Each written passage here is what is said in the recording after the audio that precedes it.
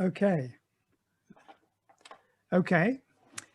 This is introduction to Steve Howe. Steve has been Steve is a very old friend. I've known him. It'll be 50 years next year. So scary thought. We met just as the band was going into Advision when Yes were about to record Fragile. I got to know him much better on tour, and we had great time together in various parts of the world, including Japan, where we were both struggling desperately hard to find vegetarian food, which was, I would have assumed that it was a natural thing and it would be a big part of Japanese diet, but definitely hard to find restaurants that served it. In one occasion, we were in Kyoto and we'd been around, walked around the temples. It was brilliant. But in the hotel, we were trying to find vegetables. And in the end, we managed to make a meal by listing all the vegetables. And when we got the bill, it was for 12 different meals. So it was a phenomenal bill.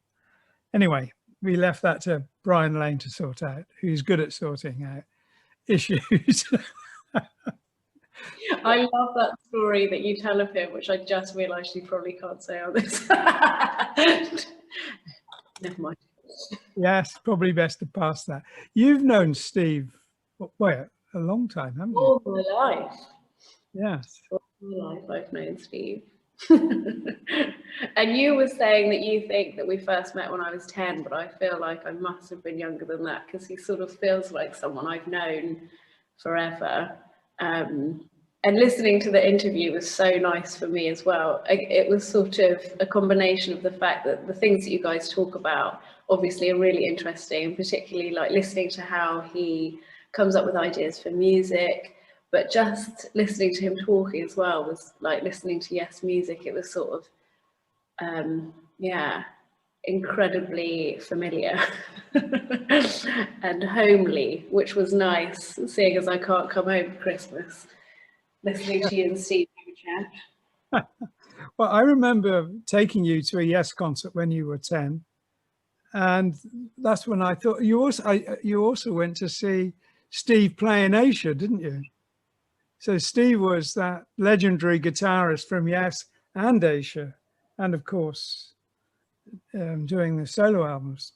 And very briefly, which was before you were born, Steve Howe and Steve Hackett were in a band called GTR, in a band together. So that was interesting. Anyway, yeah, John Anderson asked you if you liked the music of Yes, and you said yes. And then he asked you, what was your favorite band? And you said Backstreet Boys. You were only 10, so that was allowed. And then didn't someone say like his daughter was going out with one of them? Yes. And I was like, which one? Yes, yes, you were furious. I don't think I'd mind it as long as it wasn't Nick. Yes. That was probably about a year before you wouldn't have minded who it was, and they were no longer your favorite band. Whereas Yes, I still love. So who's laughing now? Yeah. Yes. Well, I remember the last time you probably saw Steve play in Asia was at the High Voltage concert in London, or was it on the cruise, or was he only playing with Yes on the cruise? I can't remember. Yeah, he would have only been playing with Yes. Yeah. Did you like seeing bands play on the cruise and at the concerts? And I loved it, and I loved seeing Steve as well because I have a big obsession with Zuni jewellery, and I noticed on the cruise he was wearing this incredible Zuni inlay bolo tie, and I was like, oh, that's amazing. And I showed him all of my Zuni rings, and then apparently one of his grandchildren is called Zuni, which I was like, wow, that is really cool. That's a next step, loving Zuni jewellery. Yes. Yeah. I thought, can I get away with stealing that name? Yes. Steve is very concerned about health food, and all the time I've known him, he has been. And he had a restaurant in Highgate, I think, called Brownies, which was a health food restaurant. No, health food shop. And I painted a bear in the style of a Japanese screen for it. Richard Bateman made the screen. So that was a lot of fun. I think we need to put a picture of that in a link under this or something. Do you know where it is now? Does someone still have it? Yeah, it's in the barn. I'll ask Bud if he can put a picture up on the talk. Yeah, well, it'd be great to have some pictures of brownies as well. We should have asked Steve about that. I really love it when people who are just incredibly good at something just veer off and do something completely different. I was talking to Mum yesterday. She was saying how Karen Elson, the actress in the Indiana Jones films, has a textile company. And I was like, that is bizarre. But of course, people are human beings. And if they're clever and talented, it's probably not going to be just with one thing. Yeah. Well, I would have liked to brownies. That sounds very interesting. What can I say? This is Steve, really nice guy, very focused on healthy living and eating, and a guitar legend from Yes and Asia. And, well, in his own right, on his own, fantastic music he's made. Steve.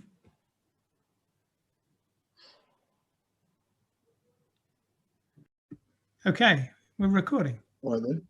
And Okay. when we're done, I'll send you a copy. All right, you can do. I thought it would be more fun just to chat rather than do this as an interview. Sure. Yeah.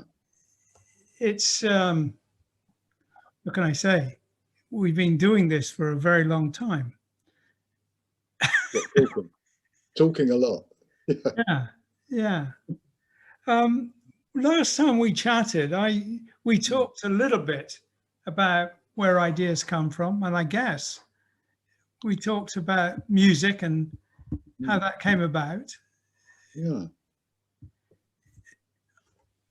Well, I've got an interesting story comes to mind because a song that John Davison and I have been working on contains like this sort of like one little tune in it that one day at the end of last year, I walked outside the porch, you know, this country place we got where the studio is with a guitar.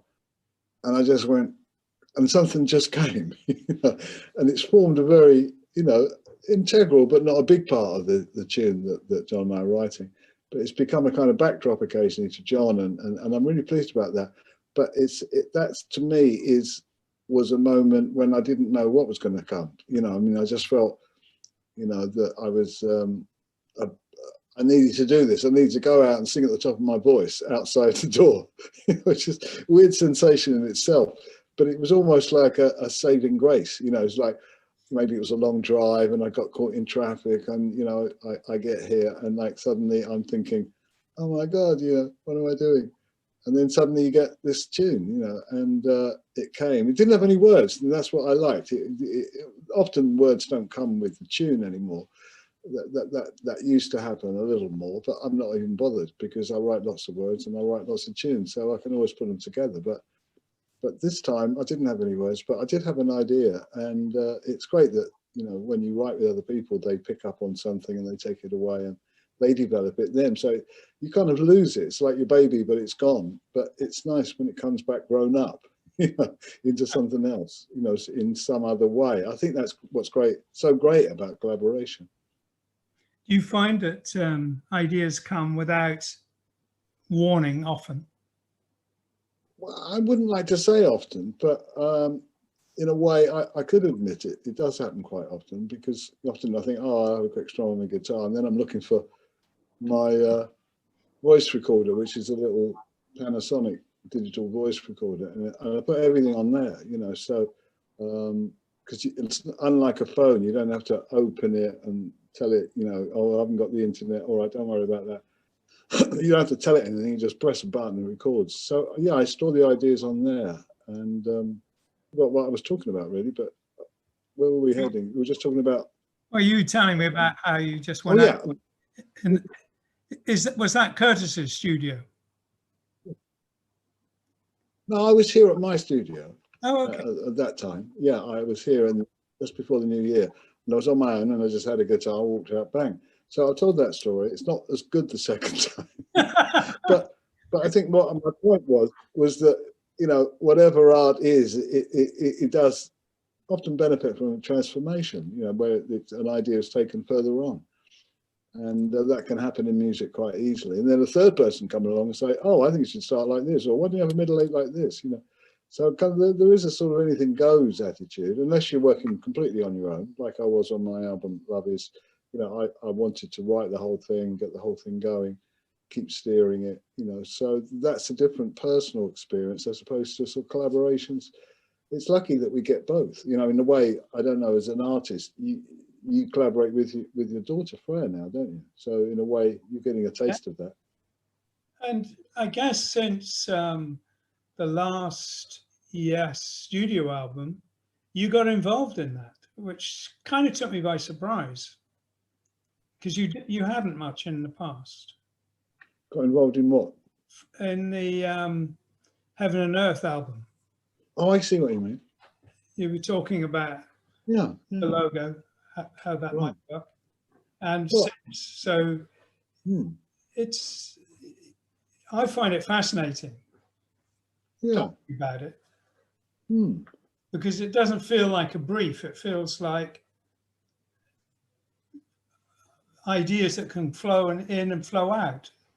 Yeah, I guess I've got that from working with other musicians and singers, you know, that there is something you can just put on the level and say, oh, look, what about this? You know, and in a way, sometimes you have to be brave, or sometimes you have to say it so you don't offend somebody. I really like that, but I don't like that bit. It's a mixed bag. It really depends on how honest you want to be. Sometimes people really appreciate being honest, and they might say, oh yeah, well, I never thought that bit was very good. And I said, well, yeah, maybe it isn't. Just as a, you know, sort of crude example of kind of the interplay. But getting involved in an album sleeve, I mean, in a way, like I've been for years with Yes Production, one does a lot of things in a group that aren't like agreed on. They just fall your way, or it's shared experience. So as much as producing Yes as a team, where it says produced by Yes, you know, that meant it was a team, and it was. But helping on the album sleeve was also something everybody put a little bit in now and again, sometimes too much, or maybe a lot, or maybe, you know, others didn't do at all. But certainly going back to that sleeve, I mean, we loved it so much, you know, we thought that was a terrific sleeve.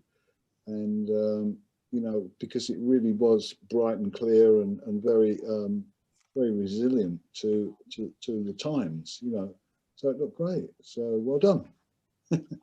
I wasn't looking for that, but it was amusing for me because it was done on the basis of a mistake. I thought you'd given me the title, Heaven and Earth. And in fact, you gave me something entirely else.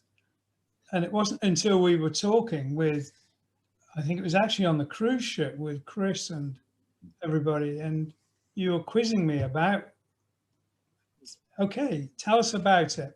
And I said, well, Heaven and Earth. I wanted something strange, like the quote from Hamlet, there are more things on heaven and earth than are dreamt of in your philosophy, blah, blah, blah.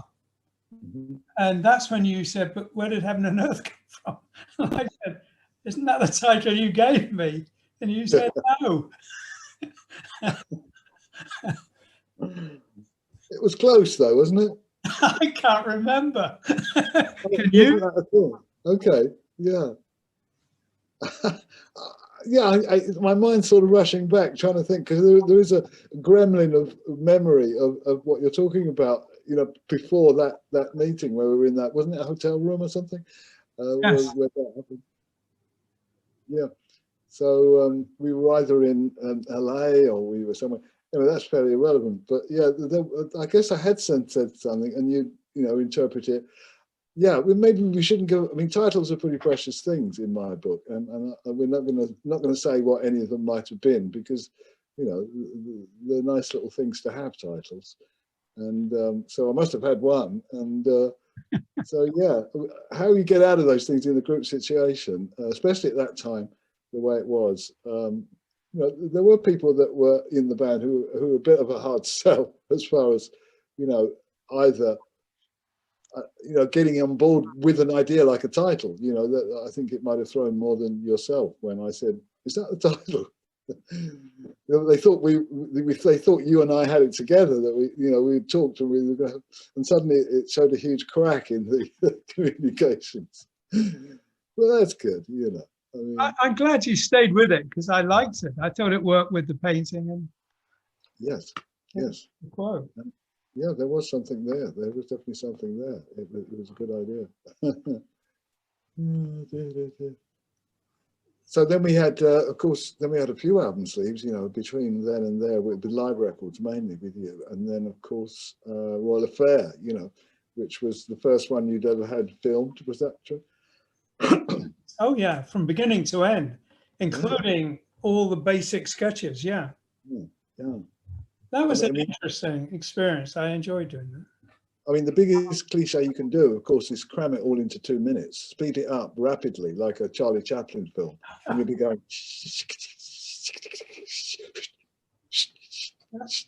And then it'll be finished. That's how I do it. What are you talking about?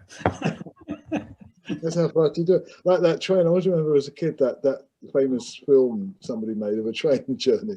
I mean, it would bore everybody to tears now. But I mean, this sort of some fast journey that they take you on a train. Maybe somebody cool made it, or they had a good dialogue or a poetry. Do you remember the one I'm talking about? I think it was actually the Brighton to London route done in 1 minute when it normally took just under an hour. Yeah, I think you're right. Yeah.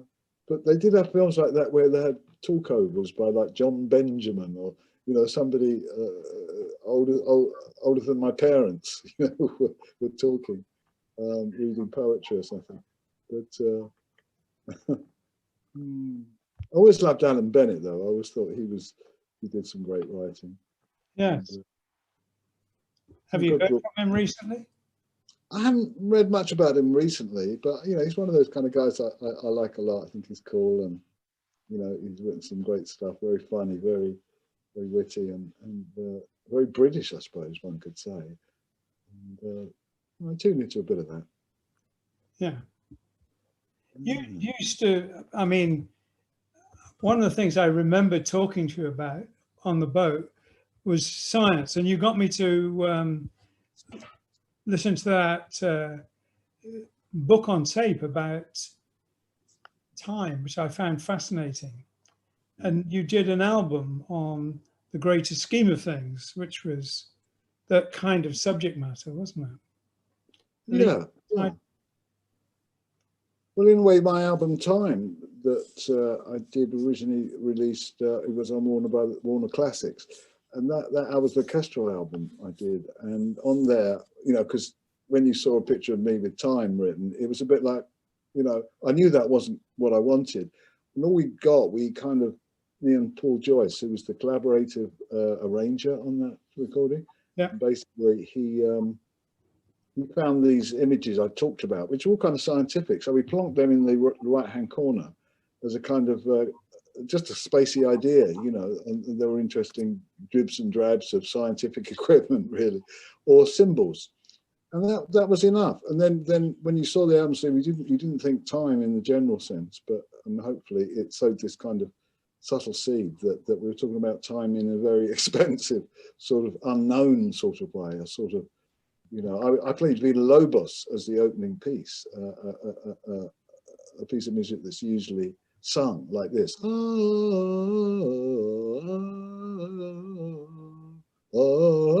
won't go there. So it's a beautiful, you know, vocal lead. Like Plainsong. Pardon? Like Plainsong. Well, like Plainsong, but you know, Villa Lobos, he wrote this thing called, can't pronounce it properly because I can't pronounce anything foreign out of English properly, but Baccharanas Brasiliana, I think it was called. And this was a tribute to Bach by Villa Lobos, but he was Brazilian, so it was like Brazilian Bach, if you like. and it was a lovely, lovely piece. And not that I really did justice to it, or could have really, because it is such a special piece. But you try, you know, have a go. That's what I was doing on there, having a go. But in a way, what I was also doing was playing Vivaldi and Bach, but also my own compositions and some of Paul Joyce's. So we kind of did a collaborative orchestral project. But on that front, time, you know, time is that word, like you say. There's quite a few books with time. I must have read at least 4 books where time was somewhere in the title. And it's one of those great mysteries of science, you know, keeps being like lauded in different sort of ways, you know, different interpretations. But I think today I was talking with a friend here, you know, about, because they were talking about how you never really lose your past. You know, you think of the past as something, okay, that's over, get me out of here, you know, the past. But hang on, but you're always within reach of it. It's always part of your makeup. It's always part of your today. You know, it's not, you know, it's just part of the, it's the spearhead of the past is today. And it's fascinating, but how we make sense of it, certainly via Zoom in 2 different parts of the UK, I don't think it would be too challenging. I had a very interesting conversation with my mother about, I don't know, 3 days ago, and she was talking about experience she had in art school. And it was the same art school I eventually went to 20 odd years later. And yeah. I found it fascinating that she remembered so much and so much detail about the place and the people and what she did. Yeah. And it was, weirdly, it was fresher. She portrayed it fresher than my own memory of the place. Yeah. It's sort of vague and woolly. Yeah. Yeah, memory is a funny thing, because there's certain things one does remember, but there's other things one doesn't, and that's partly due to the fact that you forgot on purpose, you know, like things you didn't want to think about. But besides, and also the things that you lose every day, maybe in your sleep, you know, stuff just goes through. But I had an experience like that today where I was looking at a small lamp I bought, must have bought it about, you know, 35, 40 years ago. It's called it was a Gibson amp, and my story is about what it's called. So I'm looking at this Gibson amp, and we're doing a database of all this equipment. So I'm looking at it, I give it, it's only about this big, you know, it's a little practice amp, and I looked at it, and I said, well, it's a Gibson, you know, it's got Gibson written on it, Gibson. I said, I don't know what the model number is. And I turned around and said, but I think it's called a BR9. And I tell you, I looked inside it said BR9. And I laughed because I hadn't looked at this thing for about 30 years. It'd just been like standing there, you know, doing nothing. And there was a reference to a steel guitar called a BR9, that maybe it was a set with that guitar. You know, you bought the Hawaiian guitar and you bought this little amp. And they're both called BR9. But I mean, you know, that is a useless piece of information. It's no good knowing that it's a BR9. It doesn't help me at all. But the fact is, that's, you know, that's the kind of trivia that one keeps also. You know, you try and remember the important things in life, and then you find you can remember trivia. Yes. The weird thing, the brain. Pardon? Yeah. Weird thing, the brain. But yeah. I was talking in general, musicians like yourself who memorize everything rather than write it down, don't you? What I do is, but as a musician being creative, I do write a chart, you know, which says like what the key is, you know, what the chords are, what the rough structure is. Of course, that will change as one's rehearsing or, you know, recording. But that chart is my only written thing I have. The rest of it, yeah. You know, I start playing them. I think about, oh, let's play these chords like this, or let's have this punctuation, or, you know, let's go into this bit and arranging and writing. So that's great fun.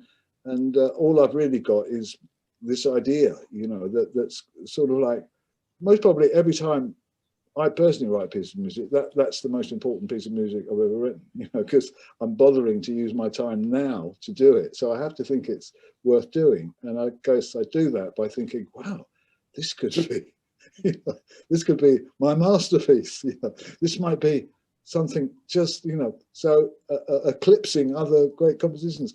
But not that I bother to try any different. I just get an idea and follow it, you know, and that's what comes out, is what ends up. And usually then I'm liking it a lot. And then I need to step back from it and find out if it's really, really okay, you know, to spread this around the world. And I was going to like say something now just off the top of my head, because you think I'm going to say one thing, but I'm going to say something else. It's going to be a little while, maybe after this is, between now and when this is broadcast, there's going to be the results of something that are going to be very important to a lot of people. And it's the result of the Champion of Champions snooker competition that I'm missing now on television. But anyway, you thought I was going somewhere, right? So Selby is playing Robertson, and it's a good match. But they've just started, so you know they're going to flap around for a few frames, and then it'll get like 4-3 or something, you know. And then Steve, in you can about watch it on iPlayer anytime. yeah. Oh yeah. I kind of could. I can do that on the BBC because I've got iPlayer BBC, but I can't do it on ITV. I've got this thing on my computer. It really doesn't like cookies. Now I can agree to those fundamental cookies at the bottom. You know, the one that says, "Oh, we do cookies." Agree, or you can't do anything. So I press yes. But when it really wants to do something, like you know, get involved in higher technology, you know, I've got this wonderful cookie blocker, and then they say, "Oh, you can't do this because you've got," and I'm not turning it off. So yeah, I miss a bit of technology. I don't, you know, like I'd love to know it better, but I can learn things that I need to learn, and then the rest of it passes me by. I heard a fascinating story about snooker on TV when colour TVs were belatedly coming into England. Yeah. They were looking for some sport that would show up well on colour TV. Yeah. And they picked on snooker. Yeah. Well, I mean, how could you watch it in black and white? Absolutely couldn't, no. Well, they did film it. They did show it in black and white, but I don't know how they talked about the balls. They have to say to the listeners, the watchers, the viewers, they have to say he's going for the red. You know, he's going for a red now. Yeah, or you know, how does it work on radio? It doesn't, does it? It doesn't. Snooker doesn't work on radio, no. But the other thing that was in black and white, I only read recently, and I think this is true because I saw it, was that in 1967, the Beatles first showed the Magical Mystery Tour, and it was at the cusp of the colour TV. And, you know, they could have shown it in colour, but apparently BBC showed it in black and white. And it died, you know, I mean, that day. It didn't resolve, you know, it didn't resonate properly because it wasn't in colour. And, you know, us hippies were supposed to see, you know, we were all colours, flowers, colours, stars, moons, you know. Yeah. And Magical Mystery Tour was in black and white. It was appalling. You don't hear so much of it, do you? Pardon? You don't hear much about it. What, the fact that it was in black and white? No, about it at all. Everyone knows of it, but it's not high on the list of Beatles albums, is it? Oh, more the Magical Mystery. I'm talking about the film. Right. Yeah, the film. Well, yeah, I mean, you know, it was what it was, but I mean, it was quite fun when you see it in colour. I mean, I've got it on, you know, one of their anthologies and things.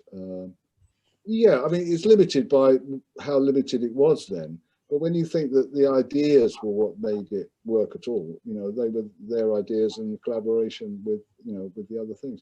But I mean, all that Strawberry Fields Forever films, you know, they were all very advanced for what they were because they broke every rule you could have. But after being in all those films and doing all that film work, you know, I think they were very photogenic and also, you know, interesting to see.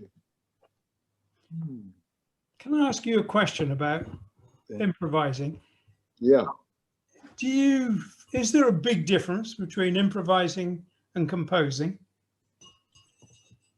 Not really. I mean, it depends, you know, what you're inventing, what you're writing, what you're composing. I mean, if you're writing a symphony, you're not really going to sit down and write a symphony like you might do some songs. In my experience, you know, the kind of music that most people write has to start by improvisation. You could call that inspiration, but that's kind of a word that really is overused and underdefined, because we don't really know what it is. But improvisation is when you don't know what you're going to play, but you just start playing kind of anything.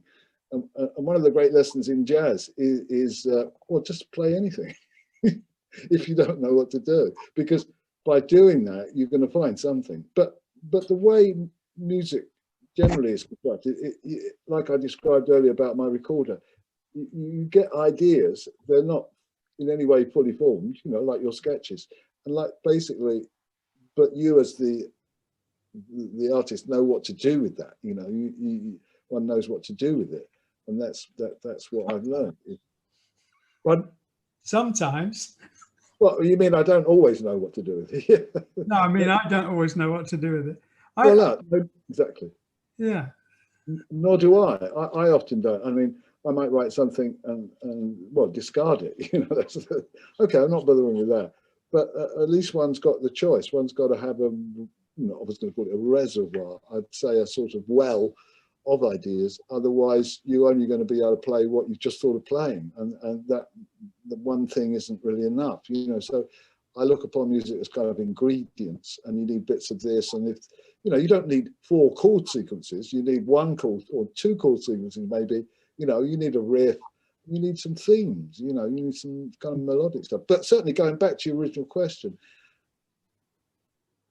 the improvisation is what allows me to, as I say, I might be recording ideas and get something, but what usually happens is I'm playing something and I think, oh, I kind of like that. I like the way those chords go. So, you know, I record it. So there's no point in recording 2 hours of solo jamming and then trying to listen to it and work out what's good. So you just record little things that you think. So that in a way is a capturing method, you know, like your sketchbook, you know, kind of captures the ideas. What happens to them after then is some of them will never see the light of day because they didn't catch your ear again or your eye again, or my ear, but your eye. So then that's what I think improvisation is. Music isn't complete without it. Even classical composers put in bits, you know, like do what you like here kind of thing, you know, trill the tune any way you like here. They gave them the freedom to, and that's written into a lot of classical music, not later, you know, maybe not not sort of Beethoven so much, but the earlier guys, Purcell and Vivaldi, Bach, they also kind of like, well, you know, improvise here. It wasn't actually called improvisation. It had other names. I won't try and remember because I'm not great on musical terms because it's all done in my head. But yeah, improvisation is really interesting. It feels like we've only touched the very surface of it, because really when you say that word, you immediately think of jazz. You see, now jazz is a leader in music because what's happening in there is that they take an improvisation to the nth degree. You know, it is improvisation. Now that doesn't mean that nobody knows what they're doing. They all know exactly what they're doing, and they all know exactly what the structure is. It's a vehicle. They have parameters, don't they? They have a melody or something for a parameter. That's right. Yeah. I was thinking often when I'm having an idea, I often work it out before I paint. But sometimes I start painting and I like something and I work on it and I don't have any clue where it'll go, but I have a kind of background track which I can follow. And I often want to avoid that, just to go into, as it were, newer ground, untrodden path. Yes. But it's harder, it's slower, but it's fun. Yeah, yeah. Right. Well, you know, all those things exist in jazz. You know, there is a structure, there is a sense of timing, you know, but there is this interplay that happens when one guy suddenly goes, blah, blah, blah, blah, blah, blah, blah, and somebody goes, oh, okay, I got that. And then they play it as well, you know, so it's come out of the thin air, you know, blah, blah, blah, blah, the drum will go, blah, blah, blah, blah, blah. So there's that talking to each other, which is really beautiful. And that's a great sign of real improvisation. But I think it's a lot, like you said in another way, you can't take it for granted. You can't sort of say, okay, Well, with a lot of experience, of course, you can just get up and improvise. You know, I mean, that's okay. But I saw a guitarist. I'll have to keep his name secret, but he was doing a duo with another guitarist at Queen Elizabeth Hall, and they played together. It was pretty good. And then one of them played, and he was great. And then the other guy played, and all he did was improvise. And you could tell he was doing that to the show. You know, he was like just taking it, like in a way you could have said nowhere, because there was no structure to base this around. And that was a big risk to take, much too big. And even in like flamenco music, you know, like jazz, it's got themes, you know, they've got certain rhythms, there's certain cues they've got. And like Indian music with sitar, I saw Ravi Shankar's daughter play, you know, at the proms. And that's a lot of improv. All got structure, but it's all got freedom. So it's funny how those things go like yin and yang. They kind of go hand in hand. Yeah. And the best of it is like that. I can't think of an artistic, talking about a visual thing, that matches playing something you know, like a song that everyone loves.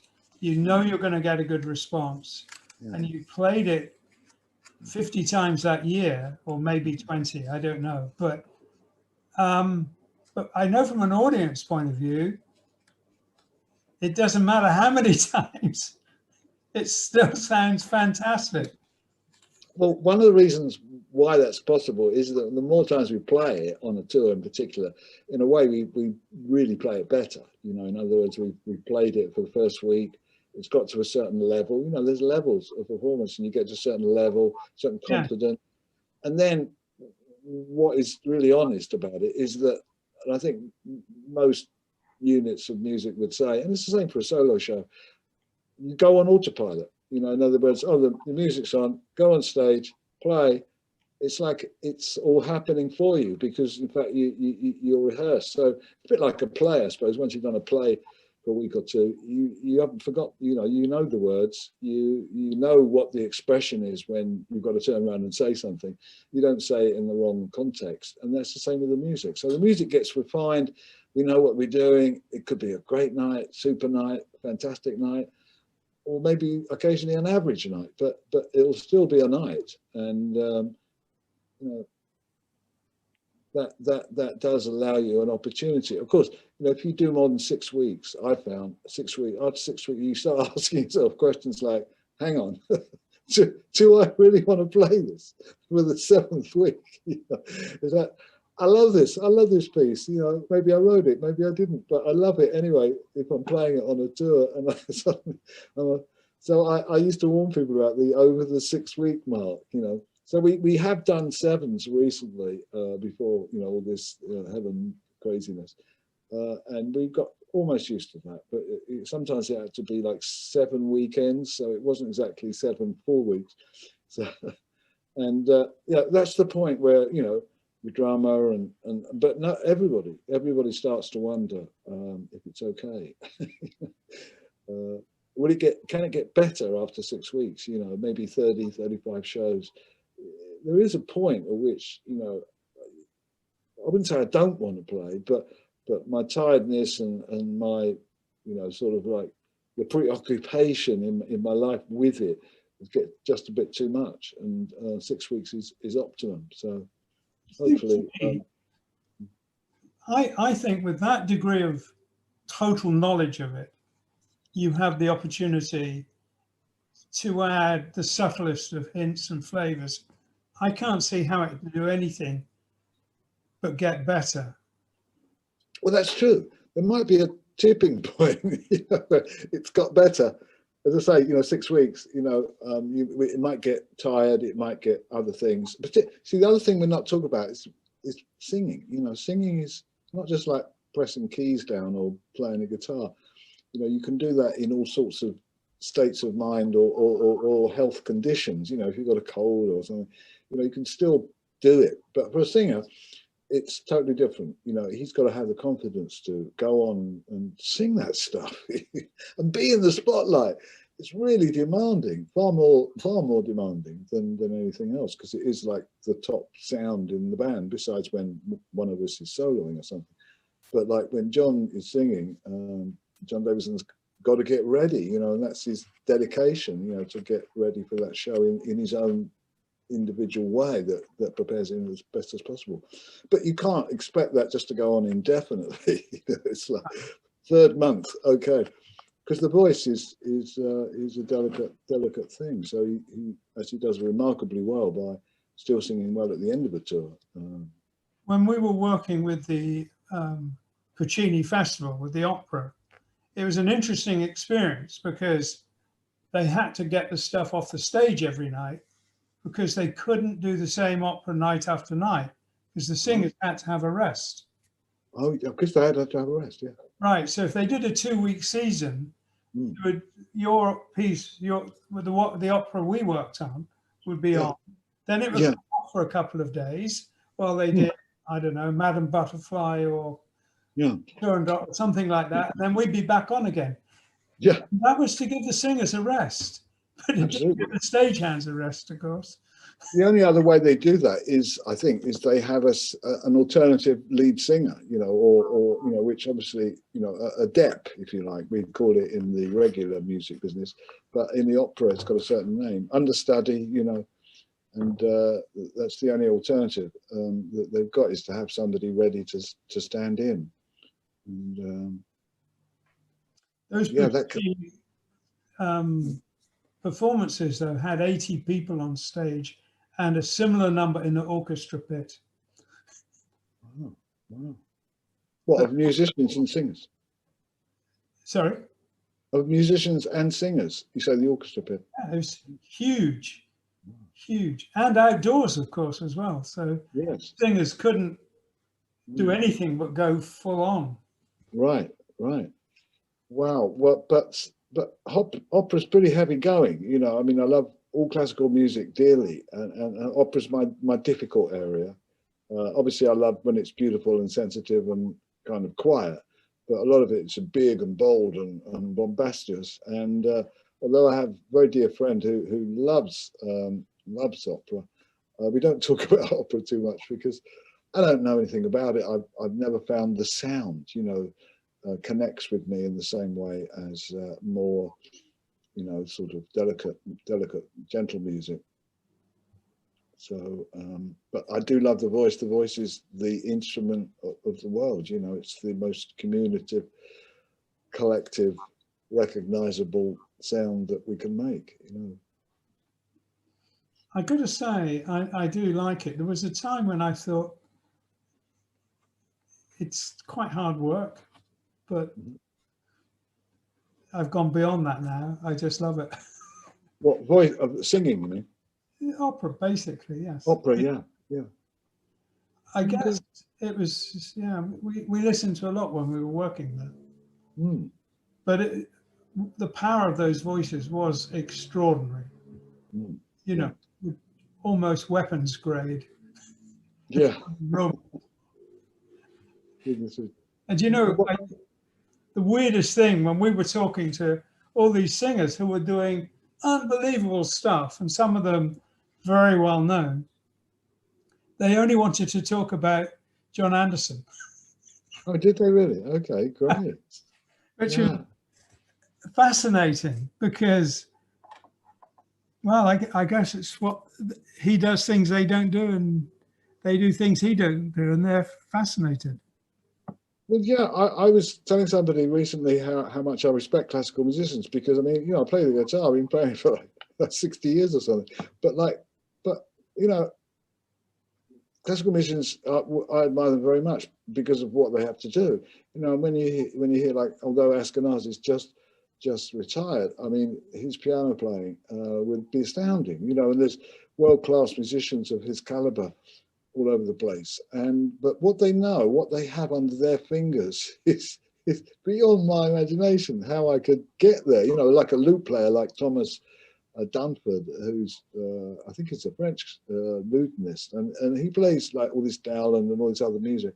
He plays a lot of very varied music too, and has most incredible technique. And I appreciate them so much. And then somebody said to me, "Yeah, but they don't really get what you do. People like you, you know, they can't believe what you do." And I said, "Is that really true?" They said, "Yeah, I know some. A lot of the classical musicians." He was telling me they don't get it. I mean, like you say, they admire John Anderson very much. They ought to. He's a great singer, but like basically from the standpoint of an instrumentalist, it's nice that there is a a bond of respect, because we have a mystery about. In fact, I played with a jazz guitarist who said he didn't know how I did what I did, and I was like, "But I don't get what you do one bit. I can't do any of that stuff." He goes, "But I can't do any of your stuff." I said, "Well, you could if you tried." He said, "Well, I don't know how to." So there is a sort of mysterious gulf, and I suppose one of my things about playing the guitar is that I'm an all-round sort of guitarist. I don't specialize in any one particular thing. I do several different things, and that allows me not to get kind of stuck in one and be expected to be just purely great at that particular thing. I kind of took an escape route where I said, well, if I can be pretty damn good on a lot of things, it's going to be interesting how I can spread that sort of Chet Atkins approach to the guitar, which was versatility, and he was very versatile, and I got inspired. So. But really, there is that, and I have touched on all sorts of different music, which has been part of my, sort of inspirational period of just not really doing the same thing, and yet doing yes through it. But still, I did the trio, I've done solo tours, and I kind of juggle with these different projects, and I like it much because I can't be pinned down. Particularly, I think I don't want to be pinned down as a rock guitarist because that's not what I am, strangely enough. I mean, it's part of what I am, and it's a very big part, but it's not an obligation I've got. I didn't sign a contract with the devil. You will play rock and roll. I'm completely free. Just a thought. You said you respect how much effort John Davison puts in preparing himself for a concert. But don't you do the same? I mean, you seem to take quite a long time before you go on stage, meditating and preparing. Yes, the same. John and I have a similar, but in many ways dissimilar. But we have a time frame where we do focus on getting ourselves ready, and in whichever way he chooses, in which way I choose. I mean, I've got a sort of a pattern, and it's really only 45 minutes, but I wouldn't mind an hour. If everybody could keep out of my room for an hour, but an hour at 45, and I just kind of like, I do relax, and I do a little relaxation, as I call it, and then a few little exercises, which kind of motivate me to think that I'm ready, and then some singing. I do some scales and some singing. I learned from a lovely lady called Tona Debret in North London. She taught me really better how to sing in 1983.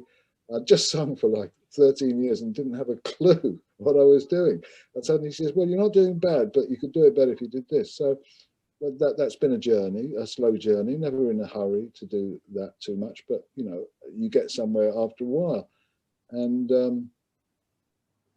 yeah. How's your family? Change your subject. Yeah, sure. Fortunately, they're all good. Yeah, they're all keeping their spirits up and working through the situation. And I don't think it's easy for anybody. Nobody's got it easy. In fact, in particular, people who have got to keep all the shit rolling all at the same time. Kind of,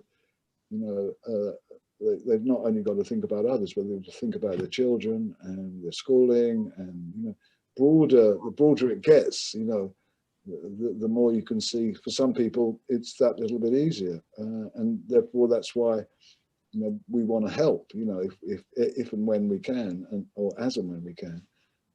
But yeah, it's a shame that we can't do the things we used to do, but I feel wrong saying it because everybody else feels the same way, that we've stepped into another zone here. It's almost like one of those movies, or The Prisoner, which was, yes, it's scary, and it's costly to the world and to us too. Yeah. But on top of that, though, it's amazing. I see more of my family. I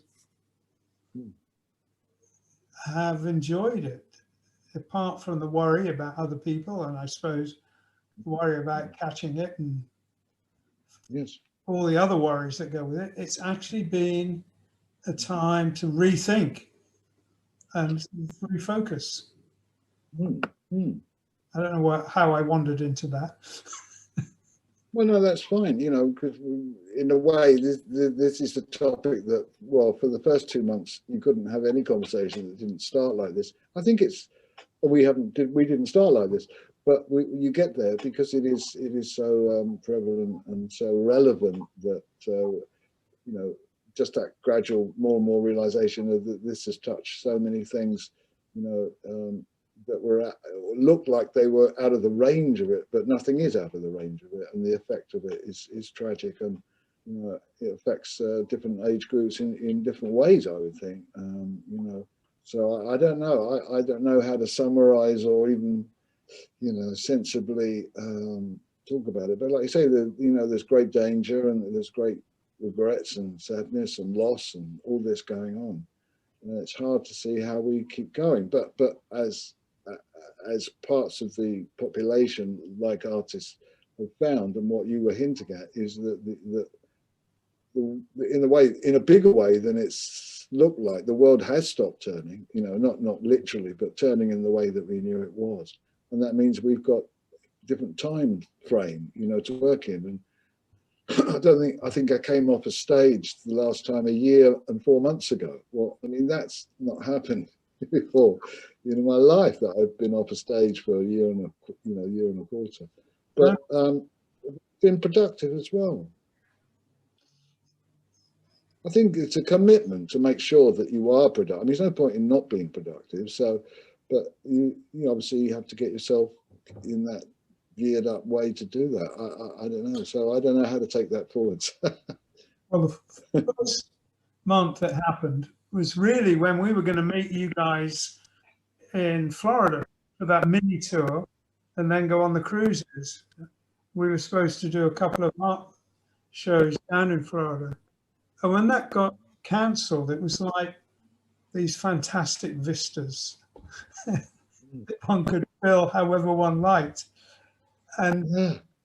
then Freya came and gave me some projects and got me really busy. So I've been very busy. Yeah. Well, I guess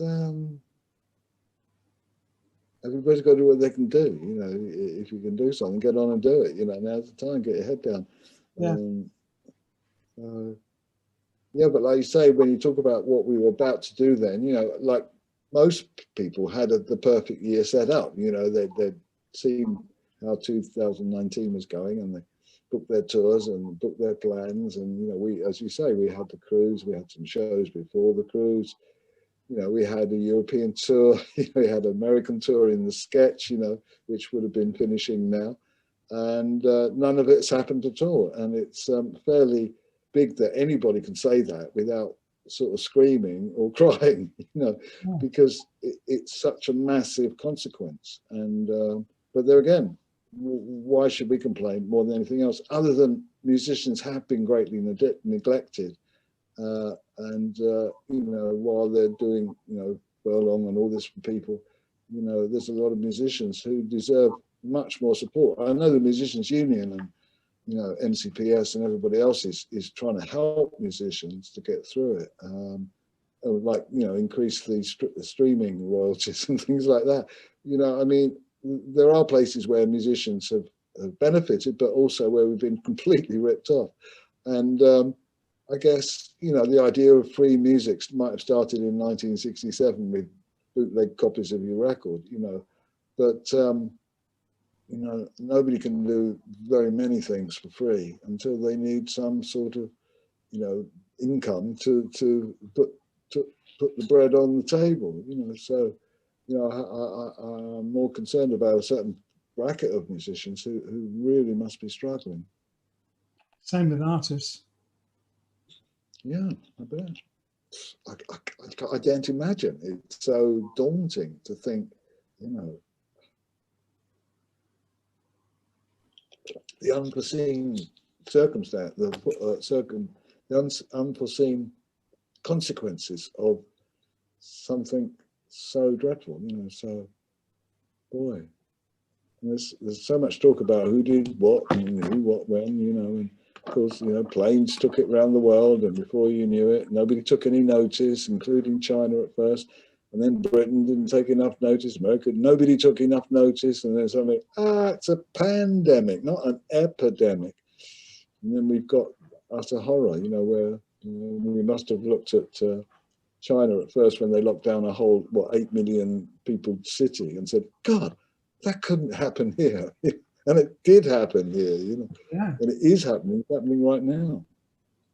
Yeah, I imagine all plans for next year up in the air. It's shocking. It's a realization. We've gradually, you know, gradually it's just gone like this, you know, and we've just been realistically starting to talk about, well, realistically, you know. So goodness knows. We had, because we have to have long-term plans. I mean, you know, anything has to. I mean, any business has to have long-term plans. And nobody's got any plans, let alone long-term plans, because we don't know what's going on. So it's so scary. We could be fried, you know, fried brains. Yeah, we had we thought we could do the autumn exhibition at Trading Boundaries, and we had an opening on Sunday, which was fairly constrained. You know, people couldn't. I think they had to limit the amount of time people had to come.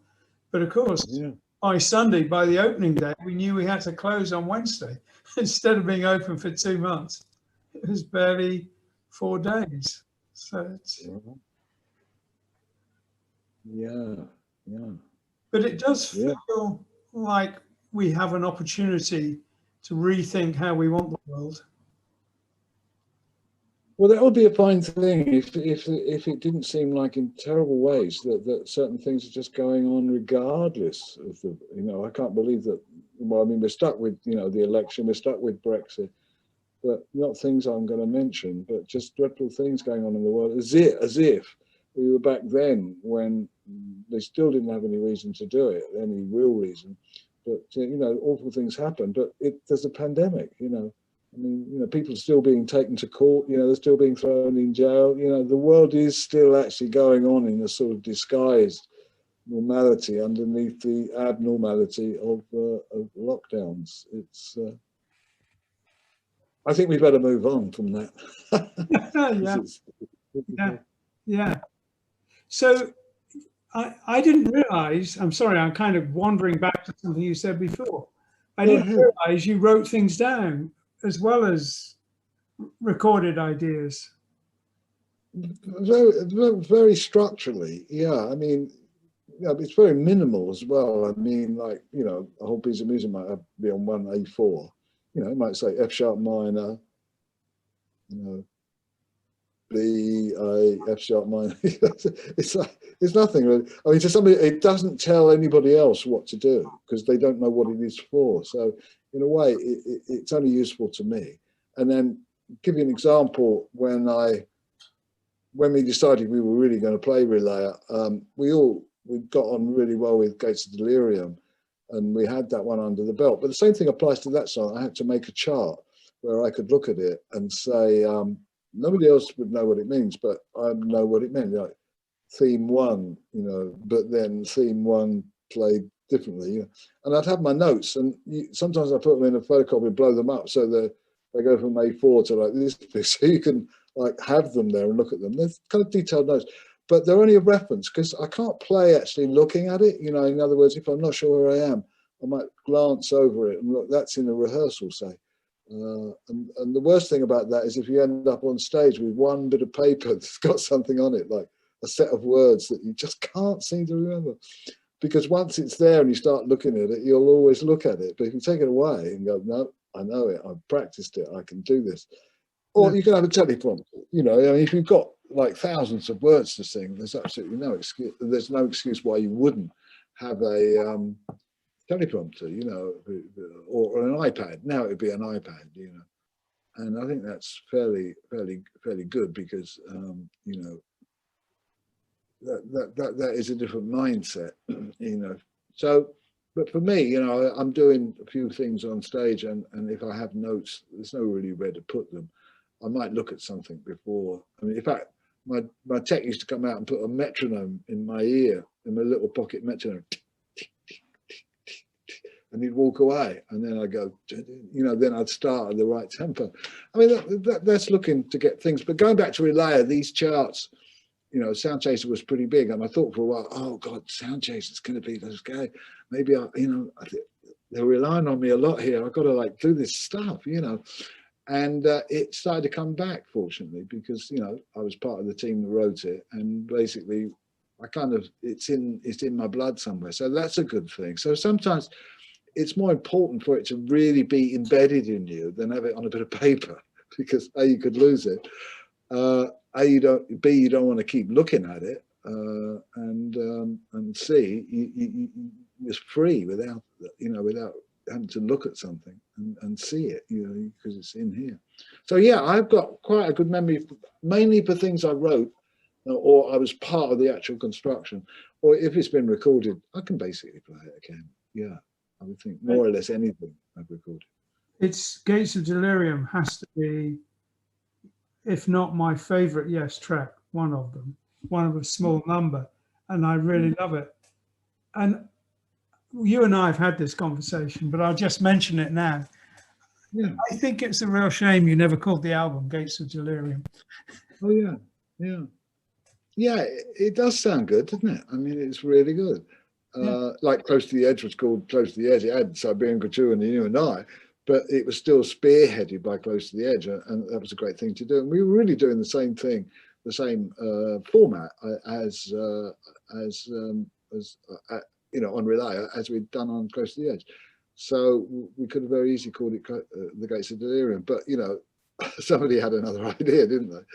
And wanted to do it, like give it that separate name, Relayer, which had actually come from, I think I said this to you before, I know that word because it was a lot on, I think, side 2 of Topographic Oceans. Yes, you said, yeah. Yeah, the remembering. Relayer. It might be on a different side, I might be wrong, but it could be 2. So tell me this, because it was exciting you making this announcement, that you haven't played Gates of Delirium on stage for 18 years.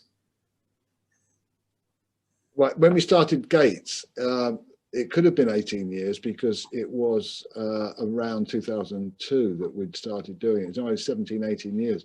But I thought you were going to say that, obviously what I've said also on top of that is that Sound Chaser and To Be Over have not been played since 1978 or something, you know, when Patrick did his very last tour, 77, 78.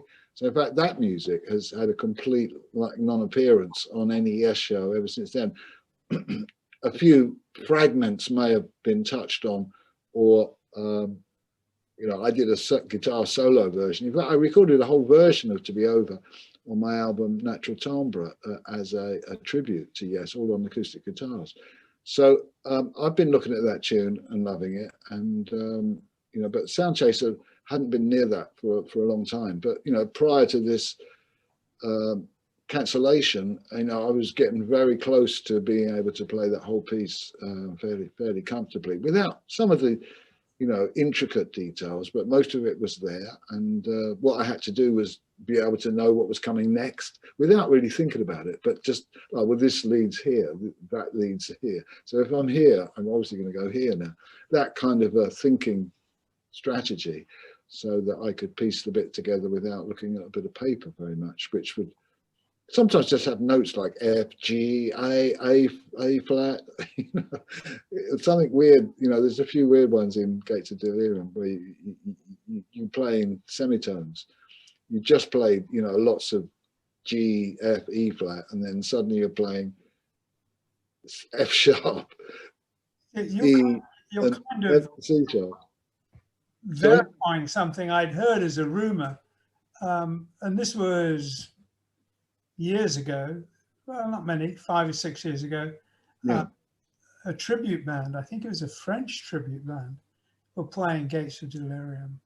And everyone was saying that it's such a shame, Yes, don't play that. but maybe it's just too complex a piece of music. And you are saying it's complex, but not too complex.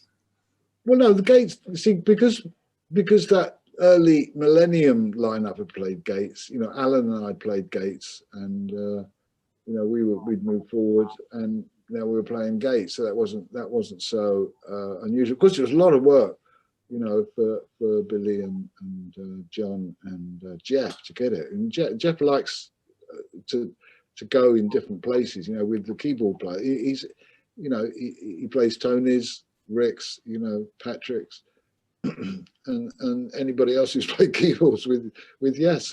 So he's an all-rounder, you know, like he plays his own parts so well. So basically, it was a pretty big challenge for those guys. I would hate to think if somebody said to me, "Okay, Steve, can we, you know, learn this song called Sound Chaser," you know, as if somebody else, you know, and it wasn't one of our pieces, I would be fairly scared. I might not want to do it, you know. I know I was once asked to play on a Pink Floyd album, orchestral or something, and I said to the guy, "Look, what's the point? You get Dave Gilmour, it was, you know, sound like Pink Floyd, wouldn't it? If that's what you want a guitarist for, don't ask me."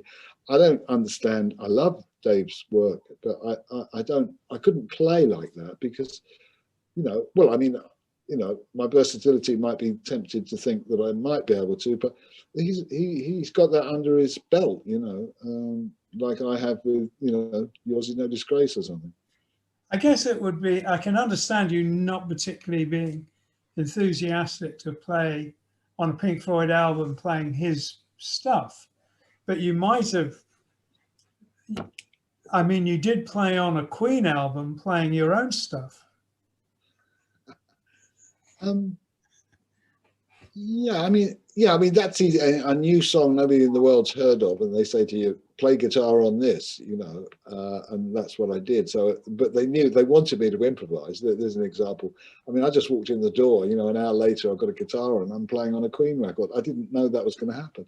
So you could call that pure improvisation. And they did actually want me to improvise. In other words, Brian May had set up all the pieces, and they just wanted something else, you know.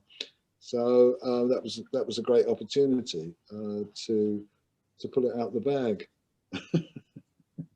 I've got to say, I'm a big fan of Queen. Aren't they great? Yeah. I mean, I can watch them kind of endlessly. I could keep seeing them, and you know, I really know that, especially since the short period of time that I was there in that studio. Well, we went to dinner, we went back to the studio. Of course, I run into Brian several times, but that time with Freddie was very special. We were at studios together often, you know, we saw each other lots of times. But, you know, he was very engaging and great fun. They took us out to dinner, took me out to dinner, and went back and heard the guitar and, you know, edited it around until we liked it. And that was it.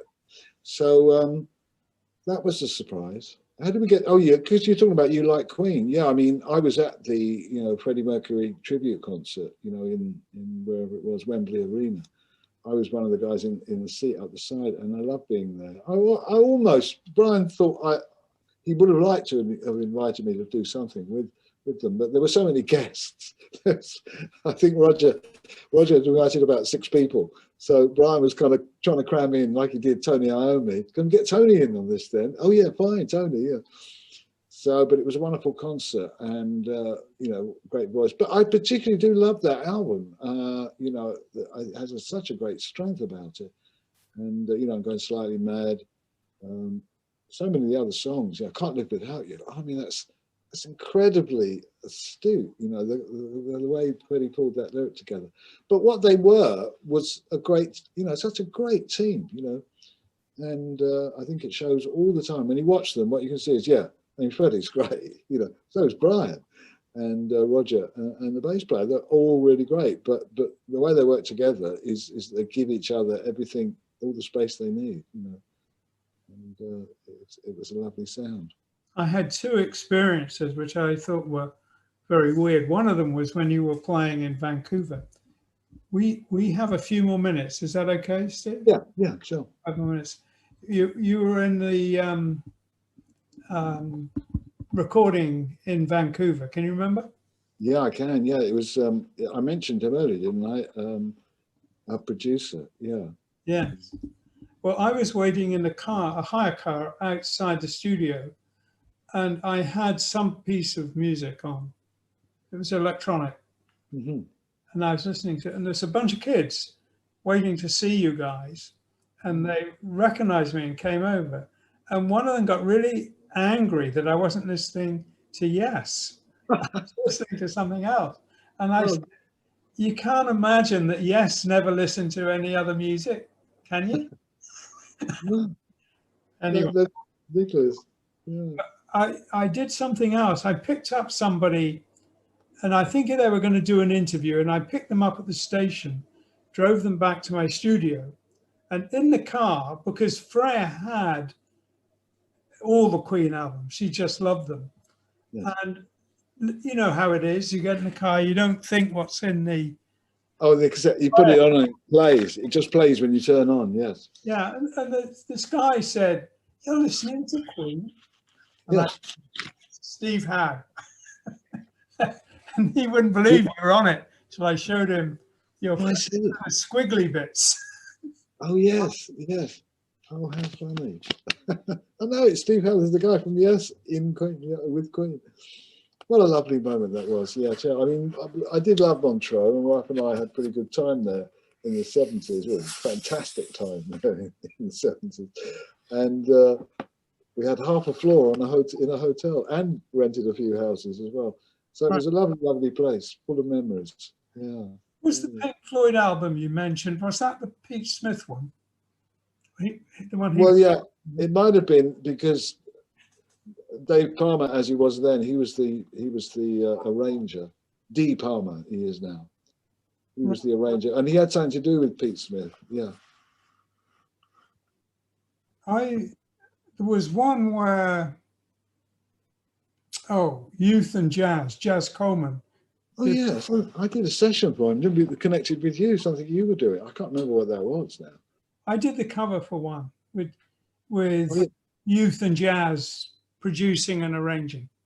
I did one session with each of them, and they were totally different to work with, utterly different. But it was great fun.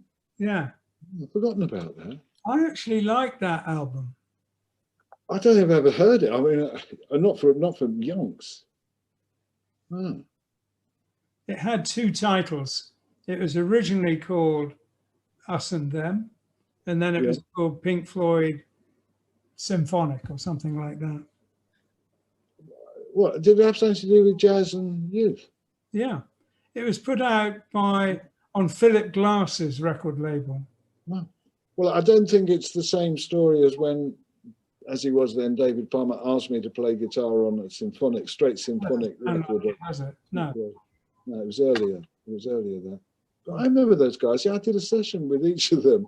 And I just kind of went in and got a guitar, tuned it up, watched the song, play it. And then the next thing I was in with the other guy. It's great. I love that. Yeah, it's about working with Trevor Horn. You worked with them when they were doing the music for that computer game that we were working on. Right, that was what it was. That's right. That's right. Yeah. I thought he was an interesting producer, both of them in different ways. Yeah. Yeah, I like the challenge of working with producers. It's really good. I mean, it's fairly transparent, really, because this is either working or it isn't working, or it was working but now it isn't working, or like, can you do it again, and then can you do it again and again and again and again, producer. I've had the experience of working with many, but when I was very young, I showed up like off a bus to some session, and they said, "Okay, here's the music," and I said, "But I've come all this way and I don't read music." I said, "Oh God, we won't be able to play this." So I said, "Well, give me a chance. I mean, play it. What is it? Let me hear it." And I got something down on it, and I learnt the tune, but I didn't learn it by their methods. So I've always been resilient to the risks involved in not knowing really what somebody wants. But it's always better when somebody knows what they want. I do remember talking to them, Youth and Jazz, afterwards, and they were astounded how quickly you memorized stuff. Right. It's just just Well, the way, I took it for granted. They didn't. Oh, dear. Well, we have just passed the hour mark, Steve. Okay then. So we'll sign off. Yeah, I'm so grateful for you doing this. Oh, it's been fun, you know, just hanging in, and it's like a hang-in, like you say, it's your meeting room. It's nice. It's Well, yeah. See what you do with it, and you, if you want to give me a copy, that's fine. And you know, yes, I'll when I finish it, it makes a recording, and I'll right. send you the file. It'll be about 900 megabytes. Okay. Okay. I'm going to just switch off the recording. Yes. Talk to you for 2 minutes, okay? Sure. I can.